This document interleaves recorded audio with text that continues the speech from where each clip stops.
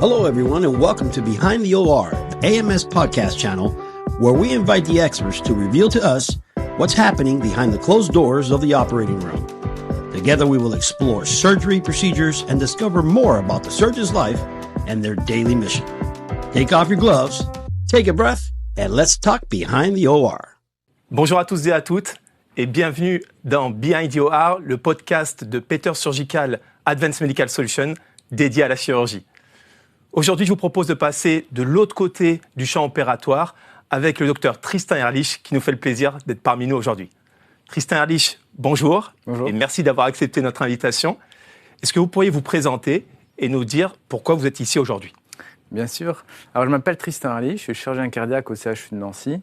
Et aujourd'hui, j'aimerais partager un peu de mon parcours et de ma formation en Allemagne et aussi du programme de réparation de la valve aortique qu'on développe actuellement au CHU de Nancy. Et tout d'abord, merci beaucoup pour l'invitation. C'est vraiment un réel plaisir d'être ici. Plaisir partagé, évidemment. Tout d'abord, pourriez-vous nous expliquer pourquoi vous avez choisi de vous former en Allemagne ? Alors, pendant mes études de médecine, j'ai entendu parler d'un chirurgien cardiaque assez exceptionnel qui travaillait juste de l'autre côté de la frontière, près de Nancy. Et j'ai donc décidé d'aller en Allemagne pour faire un échange Erasmus. Après ça, il faut dire que je ne suis jamais vraiment revenu. Cette expérience a vraiment tout changé dans ma carrière. Et j'ai choisi de rester en Allemagne parce que je voulais vraiment apprendre la plastie aortique dans un centre où c'était vraiment une culture et pas seulement une technique finalement.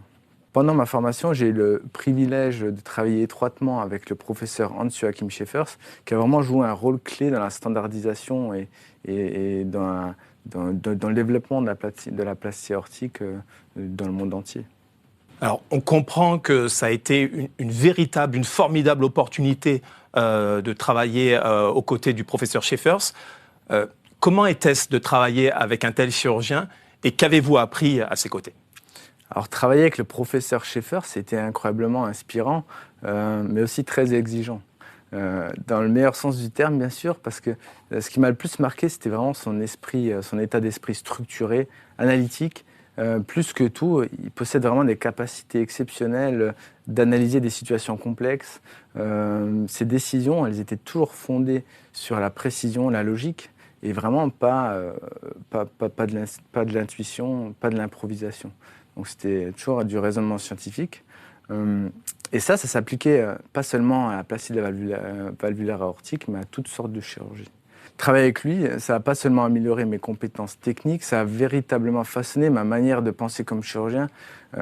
Et ce qui rendait cette expérience unique, c'était qu'il ne m'a pas seulement appris comment opérer, il m'a aussi impliqué dans ses projets de recherche, les publications, les congrès internationaux. Et ça m'a vraiment donné une compréhension beaucoup plus profonde du sujet et de la plastie valvulaire aortique. Donc d'une certaine manière, opérer avec lui, ça m'a transmis la technique et publier avec lui, faire la recherche avec lui, ça m'a appris toute la science qu'il y a derrière cette technique. Et aujourd'hui, j'aimerais vraiment prendre le temps de le remercier sincèrement pour tout ce qu'il m'a transmis finalement pendant ces 7 années à ses côtés.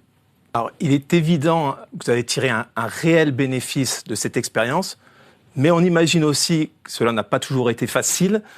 Quels ont été finalement les défis de la formation à l'étranger ? Alors, se former à l'étranger comporte évidemment des défis. Tout d'abord la langue. Il a fallu apprendre une nouvelle langue, ou du moins l'approfondir fortement. L'adaptation culturelle. Et aussi, ils ont une philosophie chirurgicale qui est complètement différente de la nôtre. Mais pour moi, l'Allemagne, ça a toujours été synonyme de rigueur et de discipline. Se lever à 5 heures du matin, assister à des réunions très tôt, être au bloc opératoire avant 8 heures du matin, ça n'a pas toujours été facile, mais ça a été très formateur et transformateur. Cette discipline, cette précision, vraiment jour après jour, elles m'ont aidé à affiner ma pratique et à renforcer ma réflexion chirurgicale.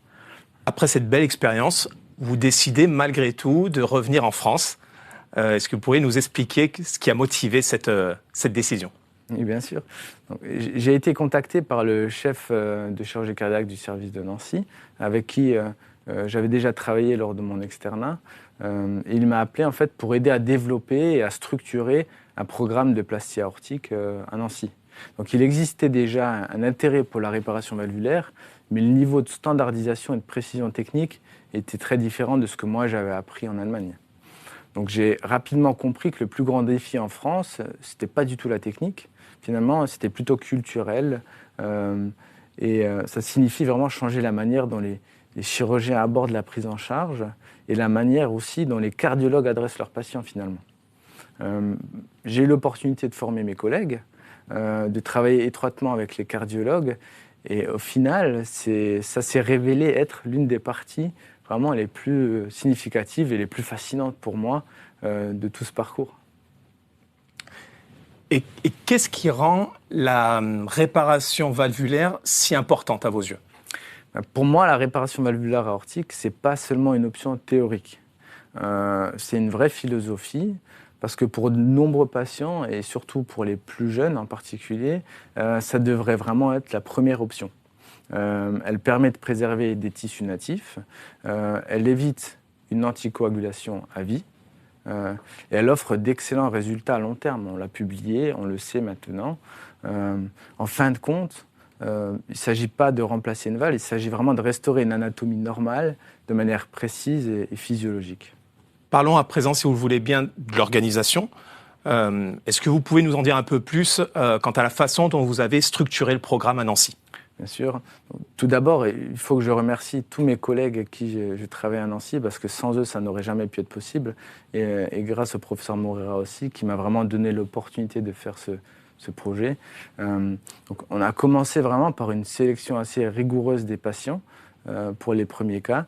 Et ensuite, on a vraiment appliqué la méthode standardisée que j'avais appris en Allemagne. Donc, moi, j'appelle ça la méthode Schaeffer's. Et on a formé donc toute l'équipe chirurgicale et périopératoire. Dès le début, on a mis en place aussi une collecte de données scientifiques, donc préopératoire, péropératoire et post-opératoire, avec une analyse des données, et afin d'évaluer vraiment en permanence l'évolution de ces patients et d'améliorer nos résultats.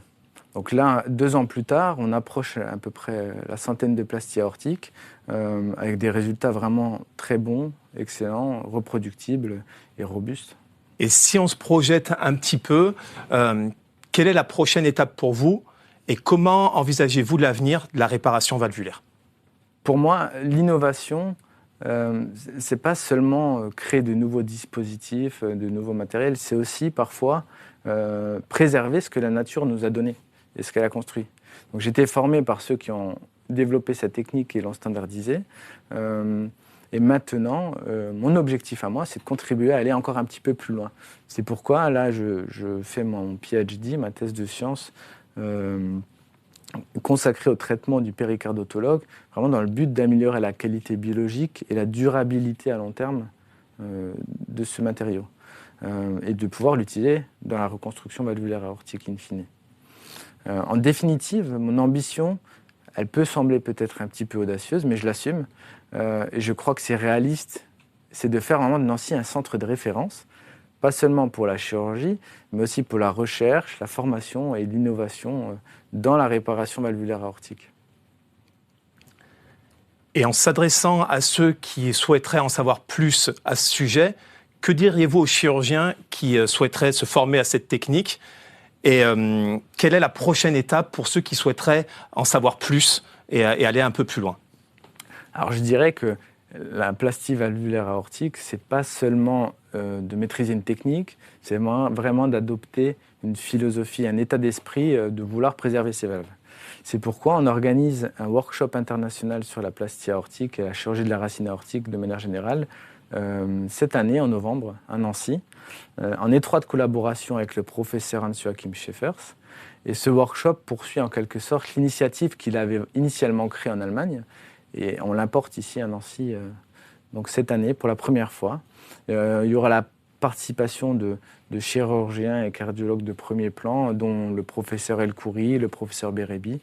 Et notre objectif, il est simple, partager des techniques pratiques, discuter de cas complexes et de former les chirurgiens de manière vraiment structurée, standardisée. Donc le programme, il comprendra des sessions de chirurgie live, ainsi que des wet labs. Et parce que je suis vraiment profondément convaincu que l'avenir de la réparation valvulaire aortique, elle sera façonnée par les chirurgiens qui travaillent ensemble, qui partagent cette même culture finalement, de précision, de rigueur scientifique. Dernière question, Si vous deviez résumer votre philosophie en une phrase, quelle serait-elle ? Je pense qu'en une phrase, c'est difficile, mais je dirais que ce que l'Allemagne m'a vraiment appris en manière de technique, de précision, et la France m'aide aujourd'hui à le développer. Et je crois fermement qu'avec une formation structurée, une collaboration scientifique et un véritable travail d'équipe, la réparation valvulaire peut et doit devenir la nouvelle norme. L'excellence dans la réparation de la valve aortique, à mon sens, et de la racine aortique, n'est pas une option. C'est vraiment une responsabilité, et la responsabilité signifie aussi, finalement, de partager les connaissances et de se former. C'est pourquoi nous organisons ce workshop sur la plastie valvulaire aortique et la chirurgie de la racine aortique à Nancy, cette année en novembre, et bien entendu, on espère vous voir nombreux.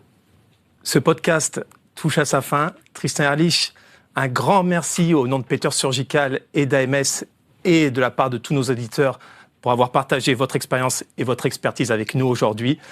Si j'ai bien compris, rendez-vous à Nancy au mois de novembre. Exactement. Et merci à vous pour cette superbe opportunité. Comptez sur nous, on sera là. Merci à vous.